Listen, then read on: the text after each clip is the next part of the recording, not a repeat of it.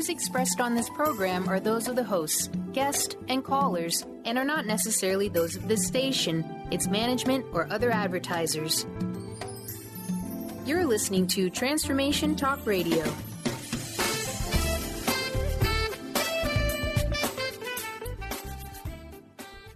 Hi, welcome. This is Dr. John DeMartini. This is one of the most amazing and inspiring shows that you can listen into. If you want to be on the edge of your seats, if you want to open up your heart, if you want to expand your mind, and you want to meet incredible people, stay tuned because you're just about to experience a transformative radio show that will change your life. And you're listening to the Dr. Pat Show that's coming up right next.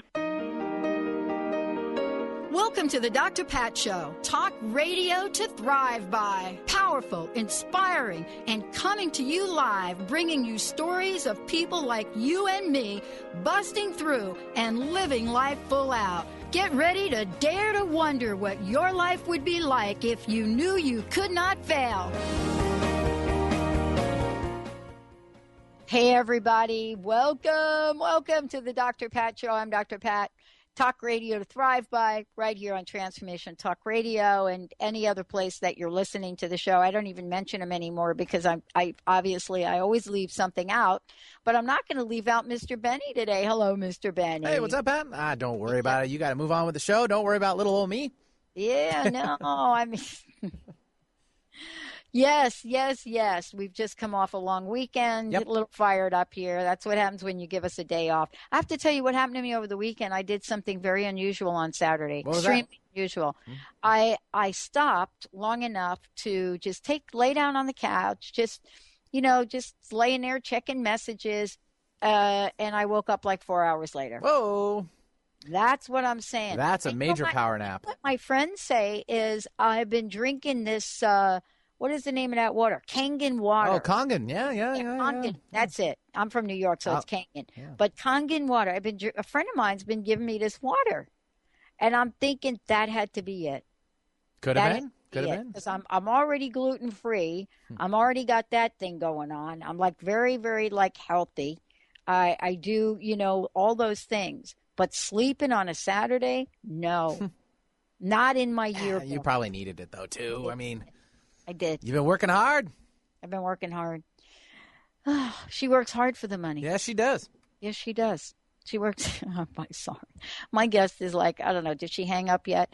We've got a great show for you guys here joining us today. I'm so excited to be talking to Mary because you know what? What do I mean by that? Mary Shutan joining me here today. And why? Because we're talking about the spiritual awakening guide. More importantly, what is spiritual awakening? And, it's a bigger conversation for me.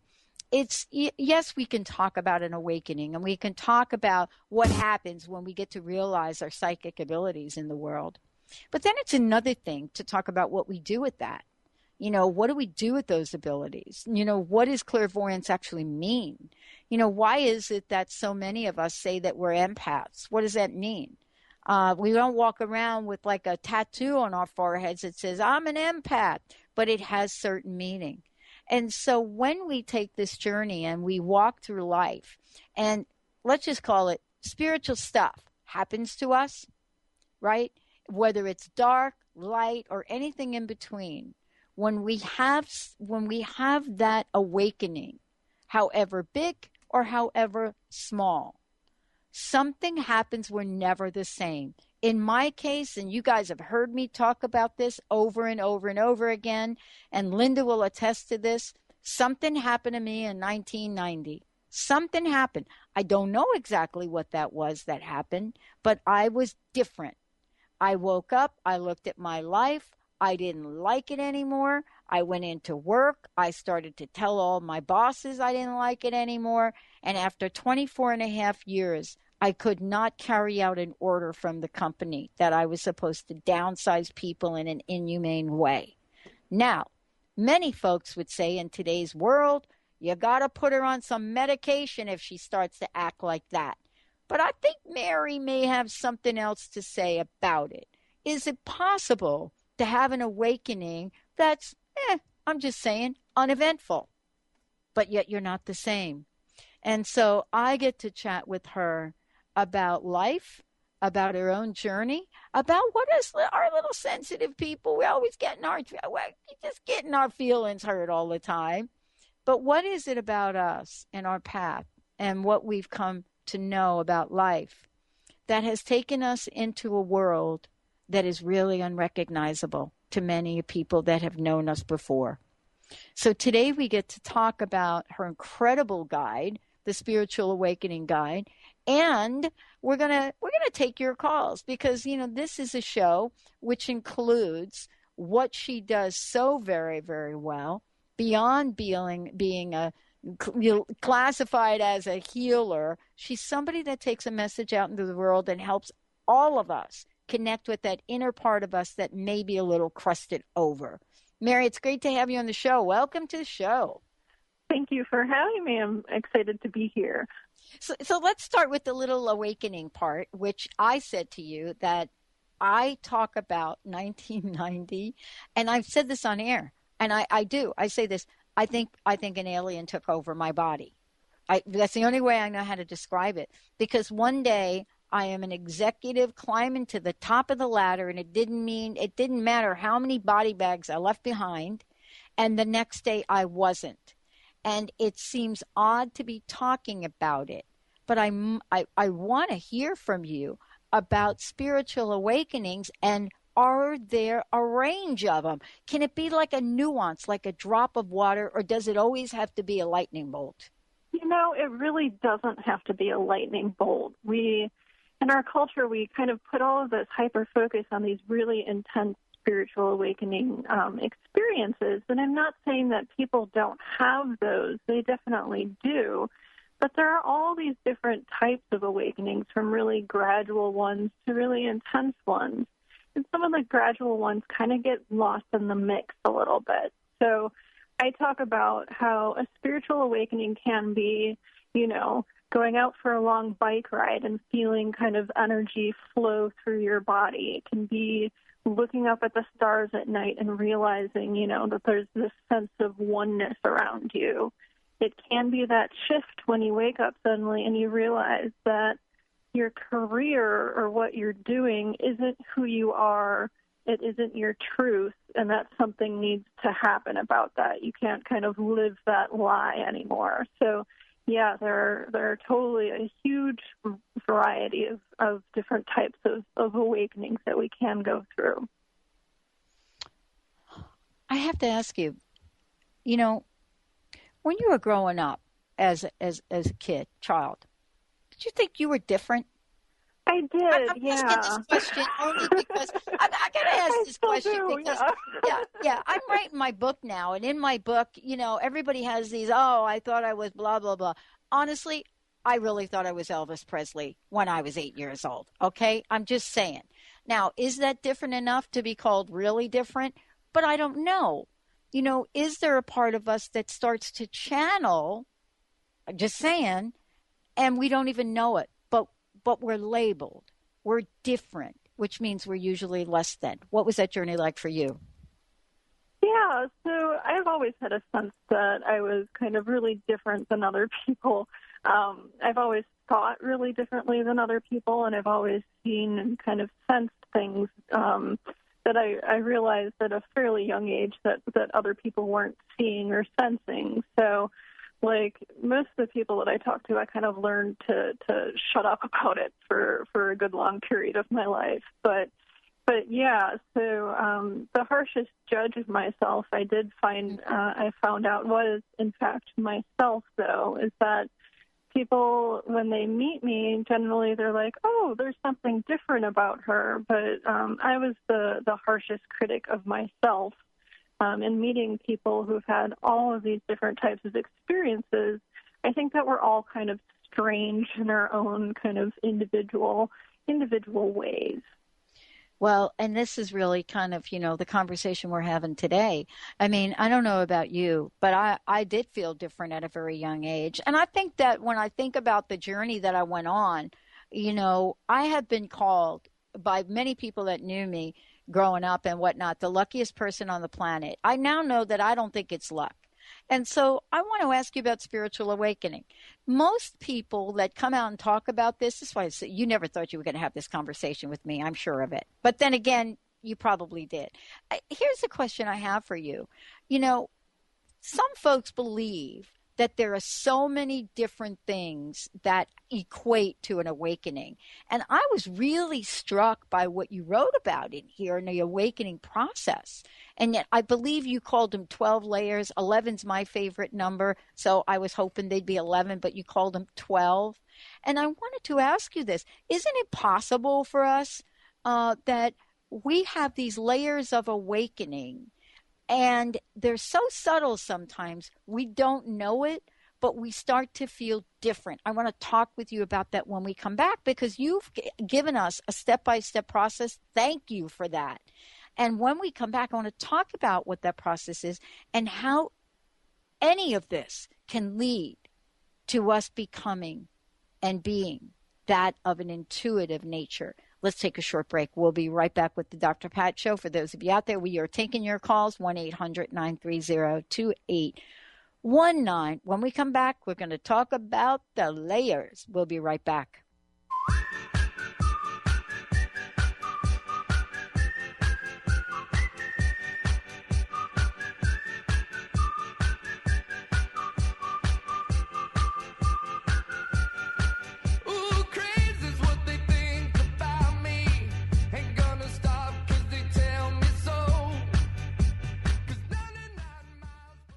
Tune in to The Truth is Funny with Colette Steffen each Wednesday at 8 a.m. Pacific, 11 a.m. Eastern on TransformationTalkRadio.com. This hit show will have you thinking outside the box and riding the wave of infinite potential. Join Colette on the Higher Self Network, inspiring listeners to shine their brilliance and ensure success while roaring with laughter as they recognize the humor of the giant cosmic joke. Visit thetruthisfunny.com. Transformation Talk Radio is dedicated to the education and awareness of Lyme disease. Hey, everybody. Welcome back to Lyme Talk Radio. I'm Dr. Pat, joined here by Dr. Nusheen Darvish. Dr. Pat Basili and Dr. Nusheen Darvish will be bringing the most innovative, groundbreaking information, research, treatment innovations, and stories from those it affects every day. I'm so excited to be talking about this. We have so much to share. Dr. Darvish and I are planning to do is connect the dots. People suffering with all sorts of chronic diseases, it's time. It is time for them to transform. Tune into Lyme Talk Radio and help keep our mission strong. For the loyal listeners out there that have been listening to this incredible show on Lyme disease, we are not going to let you down. We're going to come through stronger and enrich the platform for Lyme disease awareness through Lyme Talk Radio. The message will continue, the conversations will become stronger, and the healing epic. Are you feeling broken from your relationships? Are you second-guessing yourself about friends, family, and lovers? Tune in to the hit show that's creating a buzz in the love-seeking community. Love Seeker Radio, finding love for your authentic self with renowned love coach Heather Lynn. Tired of dissatisfying relationships? Kiss them goodbye and power up your love seeker energy. Coach Heather Lynn reminds you that you can just be you, the beautiful and perfect you. Visit heatherlynncoaching.com to learn more.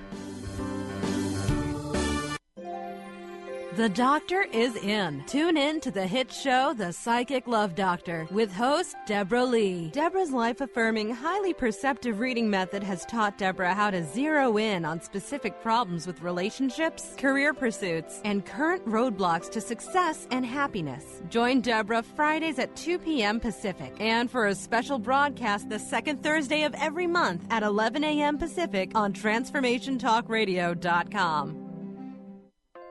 Naturopathic doctor, founder of the Martha's Vineyard Holistic Retreat, and author of the New York Times bestseller 21 Pounds in 21 Days, Dr. Ronnie DeLuce has helped tens of thousands of people, including celebrities and athletes, with her message of lifestyle change. Now Dr. Ronnie DeLuce wants to help you. You too can be saved. Email Dr. Ronnie DeLuce at info@ronniedeluceonradio.com and visit mvholisticretreat.com. Dr. Ronnie DeLuce, your partner in wellness.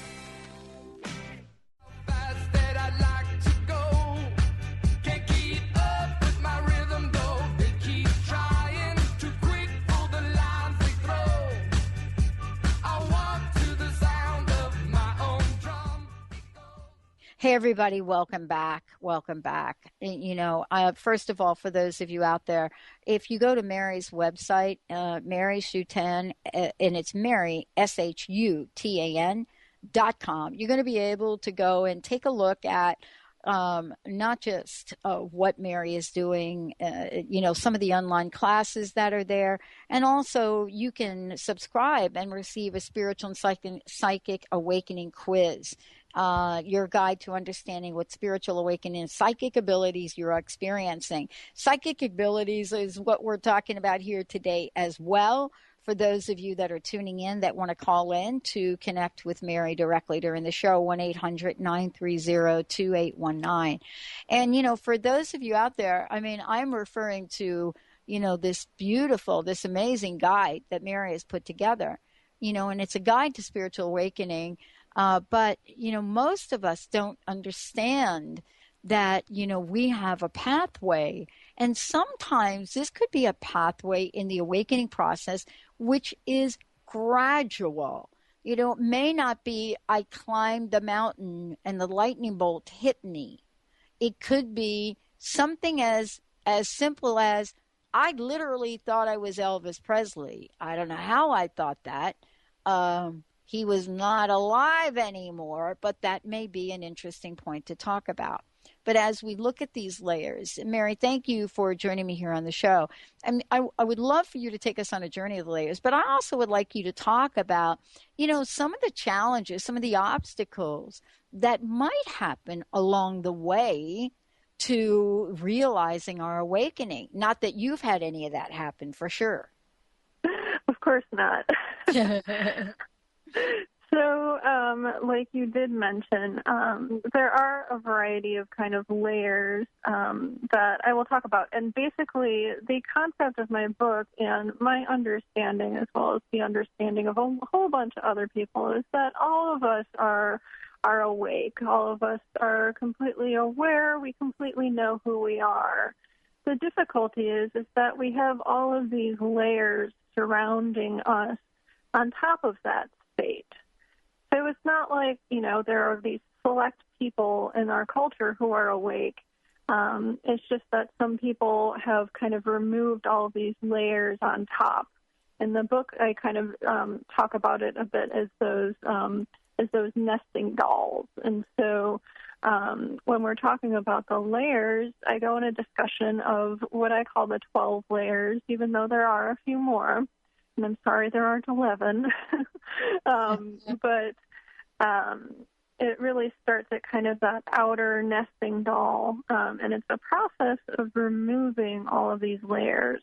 So the first layer is really our self, our concept of who we are, what we consider to be concrete reality, basically our day-to-day lives. And so what these layers are constructed of is all of the traumas and belief systems and, you know, kind of realizations that we've had through that layer. So in the self layer, it's stuff like, what was your early childhood like? Do you have a bunch of emotional baggage that is kind of coloring what you see of the world? And so when we start to awaken, we start to work our way through kind of those past traumas, those past belief systems, all of our kind of baggage and stuff of that layer. And for most people, it really is a focus on that layer of the self, meaning that we're going to work through our own stuff first. And when we start to work through our own stuff, glimpses of the other layers will start to come through. So we might start to have realizations of past lives, or how our family system, our immediate family, or the house that we grew up in, how those inform us. We might also have ancestral layer come up, meaning that what were our ancestors like? Did they have a lot of trauma? Did they have a lot of emotions that they passed down to us? And so those are kind of the beginning layers. But as the awakening process is really working our way through these layers, understanding what's going on, and then taking personal responsibility for clearing all of that trauma, all of those belief systems. So the awakening process itself, I realized that whole thing sounded a bit complex, but it's really a freeing process, meaning that we're letting go of all of this stuff that surrounds us, that has informed us, all of the traumas that we or other people have experienced that have been passed down to us, all of the stuff that isn't ours or is ours in the first layer, letting all that stuff go so we can fully and kind of vitally realize who we are. I wanted to ask you this, these layers that happen, I heard you say two different things, and maybe we can talk about that for a minute. One is perhaps the possibility that we live in the world we live in, and because we live in the world we live in, we pick up layers as we're here. And so, for me, when I hear that, we have those layers here, but then I also heard you say, well, wait a minute, we may come into this world with layers from past lives. And how do we even discover any of this? Generally, a lot of the focus in this field has been on kind of that discovery and acquisition process of, let's go out and let's go and do all of this stuff. When you're going through the awakening process, this stuff will gradually begin to emerge. And what happens, and I can talk about this specifically, but for example, with ancestral patterns, when they start to emerge, they can tend to be really intense emotions that come out of nowhere, meaning that we've maybe worked through some of our stuff and we have this intense rage that comes up, and we don't really have any reason to be angry, any reason to feel a huge amount of rage.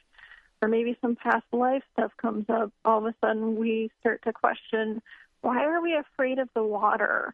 Or something like that. So instead of kind of these doing states, I really suggest that people do things like more of being states, meaning doing something like exercise or meditation is really important. I think it's really essential for pretty much anyone. That might be, my sort of bias, but all of these things will naturally come up when the person is ready for them.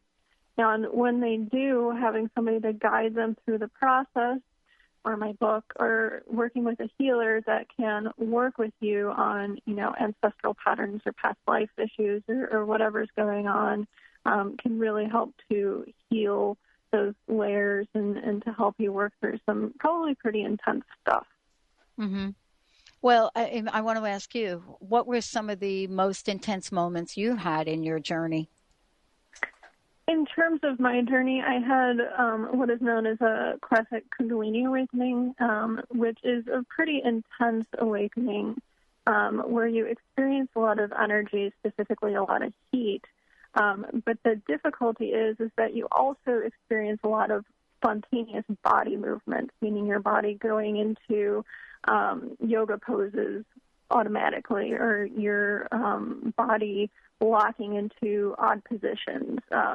And so when I was experiencing this, I was going through graduate school at the time, and so there was a lot of fear there about, I was acupuncture school as well, so there was a lot of fear there about people seeing my body kind of go into body locks or, kind of figuring out what was going on with me at the time.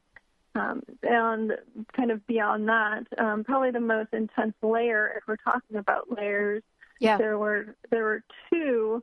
One was the ancestral layer, which tends to be a huge layer for so many people because they'll suddenly realize, oh, I have all this intense grief, I have intense despair, I have all this intense emotion. And you know what? I realize it's not mine. And figuring out how to deal with that and work with that in a way that could bring kind of honor to my ancestors, as well as peace and healing and all of that sort of stuff was really important to me. And there was also, when we go past kind of personal layers, there are also, you kind of alluded to this, collective layers.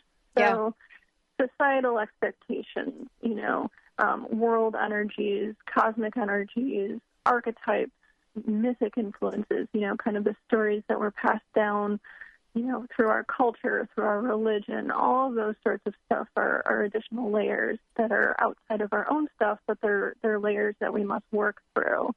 And so it's not unusual for people, and this was the case of myself as well, is that I woke up to the point where I saw everyone around me was asleep, basically.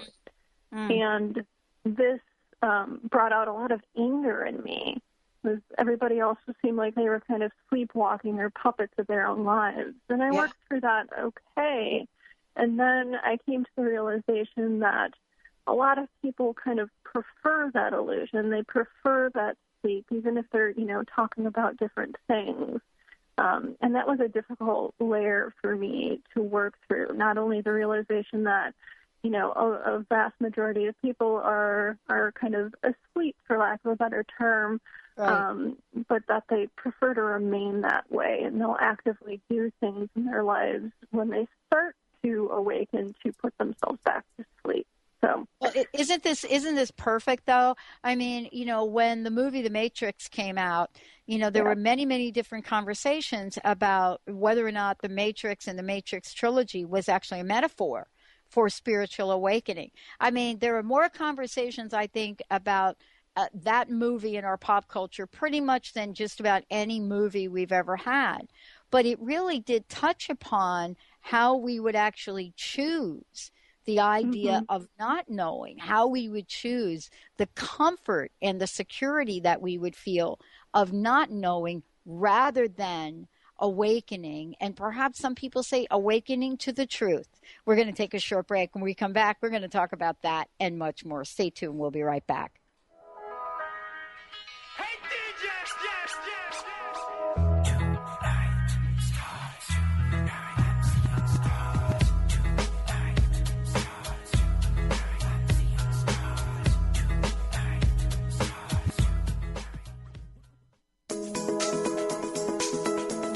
The new era of financial planning is upon us, where it is just as important to focus on your inner wealth game as it is your outer wealth game. Wouldn't you like to be in the forefront of this new groundbreaking financial movement?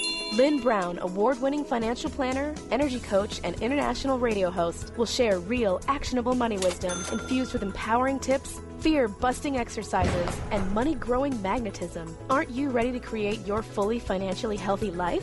Join Lynn for this free 2-hour full-spectrum financial planning workshop in Bellevue, Washington on October 8th or October 13th from 6 to 8 p.m. Space is limited and will fill up fast, so call Lynn today at 425-372-4749. That's 425-372-4749. Light food and beverages will be included. See you there.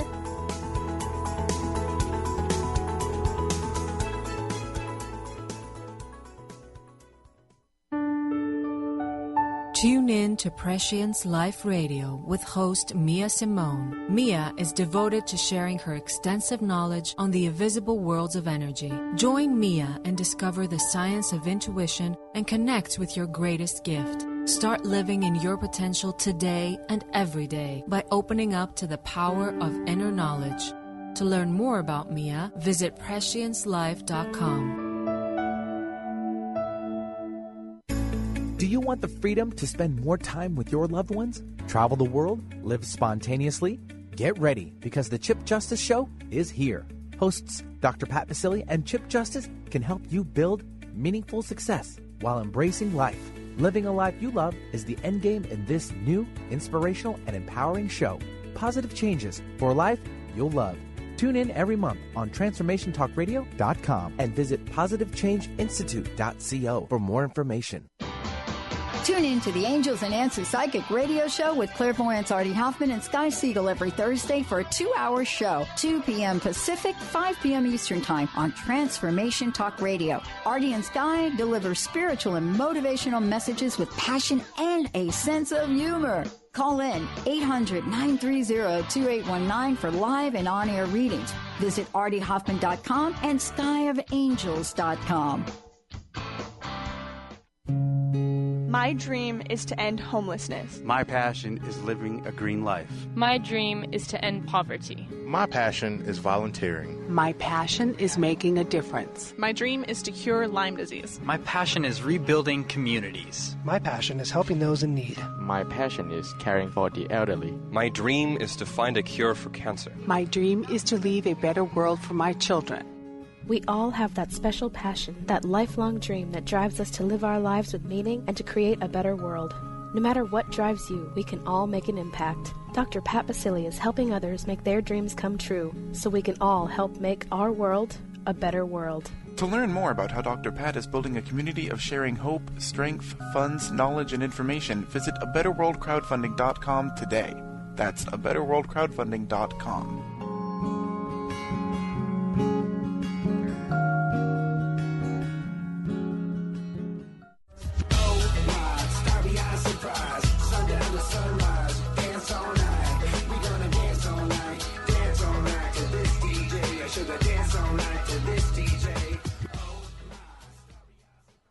Hey, everybody, welcome back. For more information about us, you can always go to the drpatshow.com, or you can go to Transformation Talk Radio. If you want to take a sneak peek at what we're creating, go ahead and go to transformationradio.fm, and you'll be able to take a look at, the channels, the network, and everything else. We're launching on the first of the year, so thank you all for all of the above. And today it is so great to be talking with Mary about, spiritual awakening and what the guide is about. Mary, when you sat down and you decided to write this guide, there have to be a million things going through your mind about it, or maybe not. But before the break, we were talking about, what it's like for us in the world to either take the red pill or the blue pill. Are we willing, to step out into the world, and what are we really saying yes to? See, I mean, it's kind of like the movie The Matrix in the way that, wasn't a whole lot of information about what was going to happen if he took that pill that was going to show him the truth. But he knew what he had wasn't working. I wonder, does that become a motivation for us in the world, this idea of what we have now not working, and knowing that there is something else we have to step out into the world? And I think you refer to that as an alteration of belief systems in your book. Mm-hmm. Yeah, so in a lot of the more gradual awakenings, if we are going to go back to that kind of matrix analogy, is that it really is our choice if we want to kind of work our way through things, if we want to awaken further, if we want to listen to that little voice inside that's telling us things like, oh, your relationship may not be right. Oh, you really should, you shouldn't be living here, or, maybe you should do this and this with your life, versus kind of taking the other pill and putting ourselves back to sleep. And we can do this in so many different ways, drugs, alcohol, shopping, gossip, TV, kind of whatever you have, you can put yourself back to sleep and not listen to that inner voice that's telling you that something isn't quite right.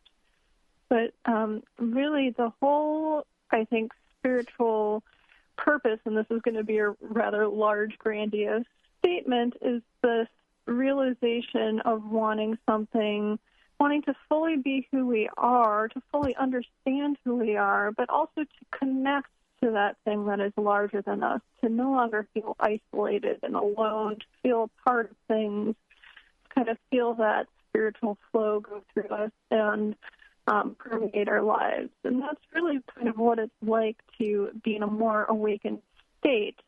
But the difficulty is, as we were talking about, all those layers and beliefs and traumas that we've kind of either inherited or developed over the course of our lives are blocking us from feeling that state. And there's a part of us that realizes that, and we miss it, so we continually kind of go out looking for it. Mm. We live in a world right now, and this is really kind of talking to what you're saying is, I think every time you turn around, we can get some additional data on the rise of depression. the rise in mental illness, the rise in things called ADD, ADHD, the over and over and over and over again, the rise in autism, and yet some people would step back and say, well, I'm not sure what it's related to, but are these really, quote, mental illnesses? Are these really, called special needs? Or some people might say, are these people that are on a faster track for spiritual awakening? And I would love to hear you talk about that. I know you mentioned it in the book. Yeah, so in the book I do talk a bit at the end about kind of mental illness versus spiritual awakening. At the time that I was writing the book, there was a story that came forward about this man who had taken his son to a prominent shaman who, and his son was having a lot of difficulty with schizophrenia, and the shaman treated it as a shamanic initiation, and there was some success with that. But I do caution people for saying there's been this whole movement about, any sort of mental illness or ADD or somebody acting, outside of what we would call kind of the normal bell curve of acceptable behavior, is a shaman or is going through a spiritual awakening. And unfortunately, things aren't that simplistic. Mm-hmm. What I would say is that, there are people definitely out there that if we talk about kind of consciousness or awareness or just even acceptable human behavior is sort of a bell curve, and everybody on that curve being okay, but everybody on the outskirts of, either of that side of that curve who doesn't think like everybody else, who doesn't see, feel, sense, or act like everybody else being kind of diagnosable, I think that that's really kind of appalling because luckily when I was growing up, my strangeness was just kind of described as, she's an artist. That's why she's so strange. Look at her. Look at that painting. But now, surely I would have likely been diagnosed on the autism spectrum, as well as, I have a lot of friends now who are, later in life being diagnosed on the autism spectrum. And a lot of times it's just because of the ability to see or sense things differently. And there certainly are many, many different things going on, but we are expected, due to that kind of societal layer, if we're going back to that, to have a certain type of life, a certain type of existence, job, family, career, all of this sort of stuff. And if we don't meet that societal expectation, there must be something wrong with us. Yeah. And, this is really the interesting time we live in, where we have to make some decision because of something, right, that says this group is either right and this group is either wrong, and off we go into the wild blue yonder. And so, are there shades of shades of awakening, just like in the layers you've talked about, that we're just not ready to, recognize in the world? It's kind of like if it's not black, then it's got to be white. But how about the gray areas? Yeah, exactly. And so we do have a really linear mind, typically, most of us, and most of us have this really black or white thinking. So if we think about something critically, or if we think about, something in that sort of gray segment, that automatically means to everybody that's either black or white that you're in the other camp, you're on the other side. If you're not completely for us, you're against us sort of thinking. And that sort of black or white thinking is actually one of those things that really begins to disappear in the awakening process. You begin to be comfortable with all those different shades of gray. And one of the most interesting things that happens during the awakening process is that you really begin to understand kind of both sides of an argument and realize that both sides are really true kind of in their own way. Mm. I wanted to ask you about this idea of, I think you referred to it as spiritual crisis. A spiritual crisis. And I think for many people that may hear that, like spiritual crisis or an idea of something happening in our lives that we know little about, where do we go with it? And, what do we do with it? And how does it all affect or doesn't affect things in our lives? And I talk about that because we're hearing about this more and more and more, Mary. I mean, it's not like, it's not like now we're not connected. We're connected all over the world through the cell phone right now. You know what I mean? 94% of all moms have a smartphone, and that is interesting, right? They shop on it, they buy on it, they get information. How can I help you? Oh, and what folks are knowing is that we're having more and more conversations about spirituality. Have we arrived? Where are we with the spirituality conversation from where you sit? You did mention a couple of different things that I will talk about. In terms of spirituality as a whole, it is unfortunately part of the illusion and kind of part of the I'll call it the propaganda machine. But if you read as many self-help books as I have and as many kind of new age books as I have, every 5 years or so they'll announce kind of the next wave that's going to cause all of us to awaken. And this has been happening since, for a very long time. You can read self-help books from the 70s or, 60s or 40s, and they're all like by the 50s, we'll all be awakened and enlightened. And unfortunately, I would love to believe that, but things aren't necessarily that simple. I do think that people are more willing to look at the spiritual nature of things, but there is a huge resistant part of each of us typically that is continuing to grasp for the kind of biggest sleeping agents that we can find, whether it be alcohol or drugs, or watching the Kardashians on TV, or how about food? Something like that. Yeah, food, how about definitely. Food? Right. Yeah. Right. And so I do believe that more people are interested in spirituality, but a lot of the spirituality that there are excellent spiritual teachers out there of all sorts, but a lot of this is going to be a controversial statement, a lot of the ones that are the most popular are the ones that are providing kind of those comforting illusions rather than allowing people to have kind of a direct experience of their own spirituality, which I really consider to have the spiritual awakening process be is that there are themes and there are common patterns and there's all this sort of stuff, types of awakenings and all that stuff I talk about in my book, but it's really a path of direct revelation, meaning it's your path, meaning that, you don't need to quote teachers and gurus and, all that sort of stuff. You just need some skills to navigate it. So, but I do see still a lot of kind of illusion and a lot of that sort of comforting illusion, specifically kind of in the New Age community, that unfortunately does come up.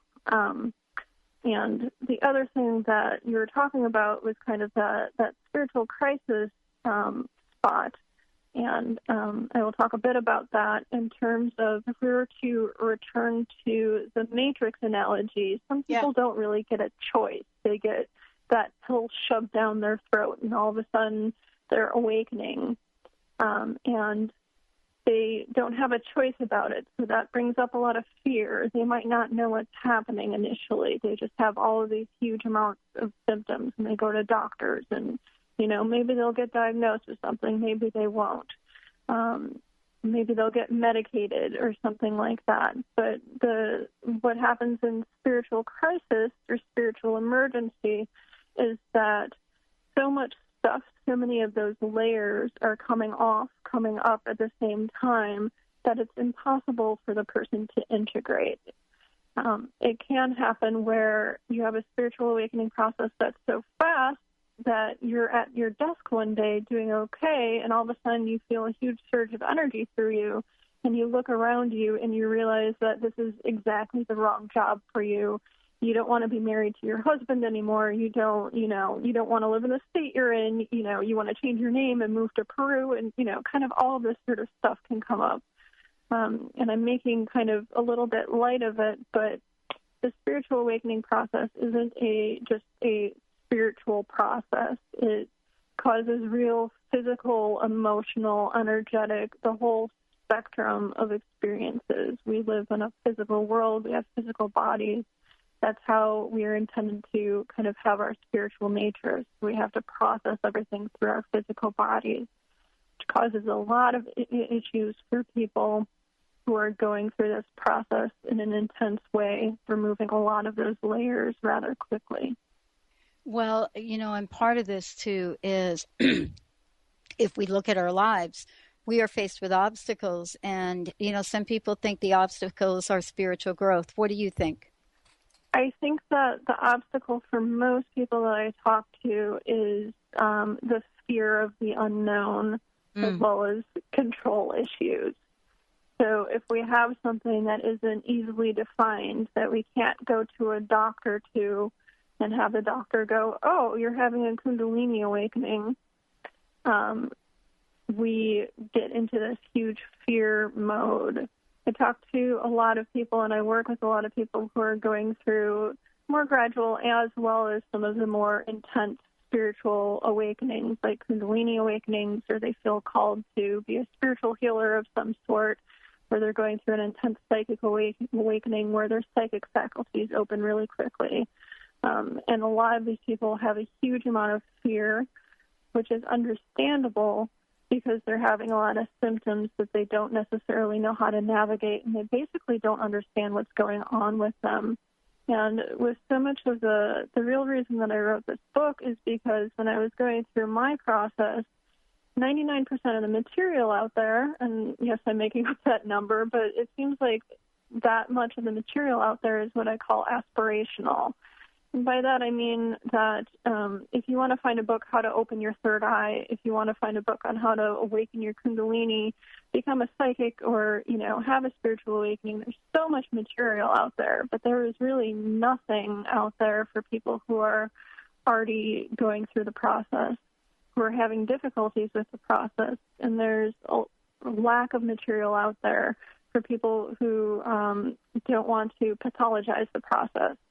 Meaning that if we go to, even now, if you go to kind of therapists and stuff like that, most of them are going to say, oh, this was a result of too much meditation, or you did something, this is a crisis caused by something internal within you.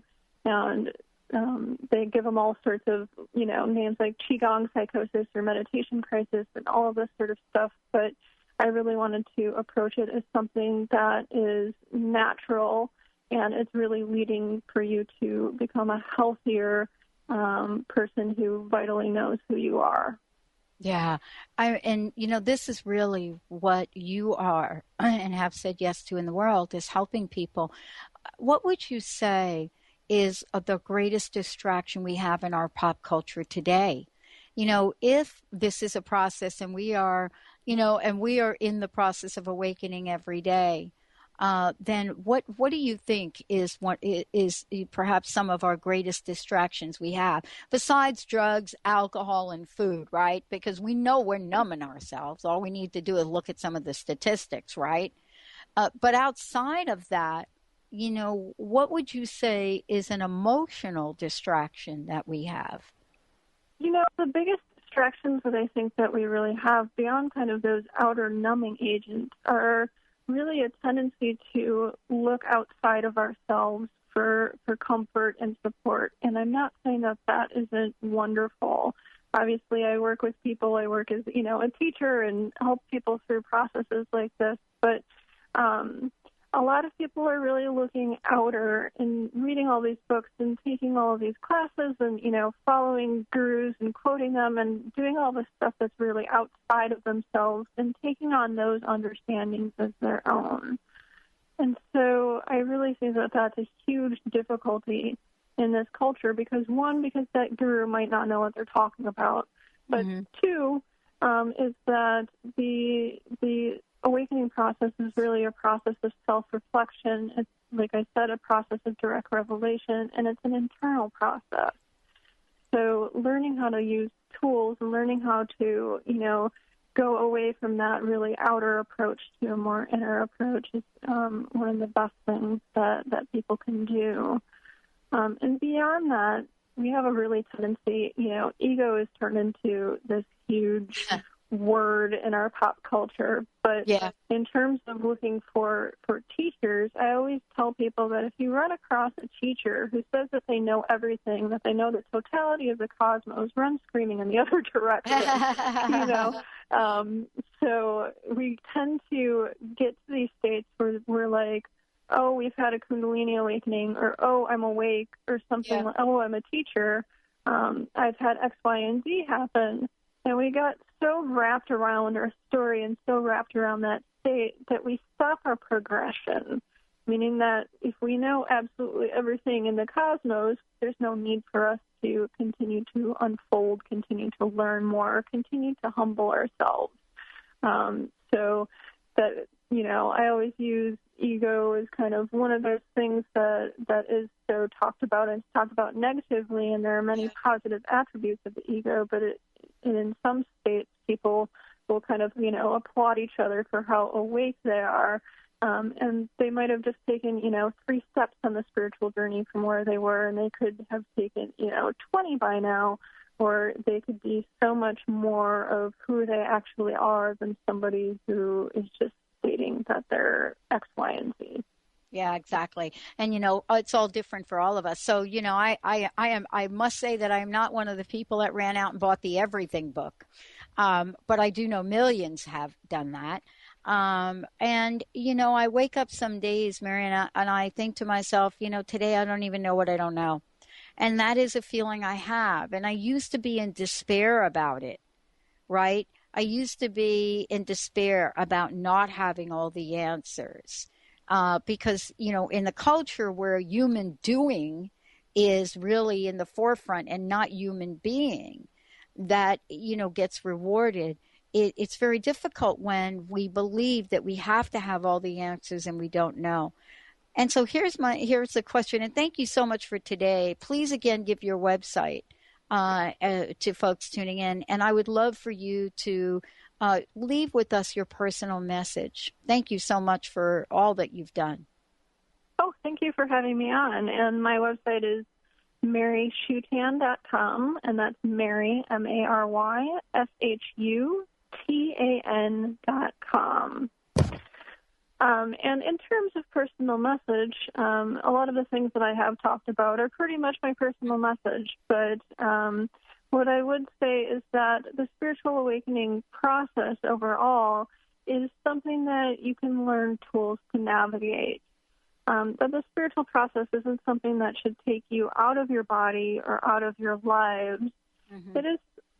It's a pretty direct revelatory path. It's meant to be integrated into your lives, into your bodies, kind of into yourselves in a really wonderful way. I would say in terms of my book, The Spiritual Awakening Guide, that it's really a non-dogmatic approach, talking about everything from the spiritual journey to the many different types of spiritual awakenings that we can have, some of which we touched on, as well as some of the common experiences, physical, emotional, energetic, that we can have. And this isn't about kind of my memoir or my personal journey. It's a result of me working with hundreds of people over the last few years. And it's really about you who is listening, learning and really understanding what the spiritual awakening process is in a really pragmatic, logical way, as well as looking at areas that really resonate with you and learning simple tools to navigate through these experiences. So my approach is, I always kind of talk about how it's really non-BS. I have no interest in kind of being a guru or being seen as anything like that. I'm simply a guide who helps people navigate kind of their own internal resources, their own skills, so they can be who they're intended to be in the world, not who I'd like them to be. Wow. Thank you so much for all that you do. And thank you for taking this time to chat with all of us today. Thank you so much for having me. Well, I want to thank everybody for tuning us in and turning us on. And remember, more coming up on Transformation Talk Radio. Go ahead and visit transformationtalkradio.com and take a listen. We'll see you next time.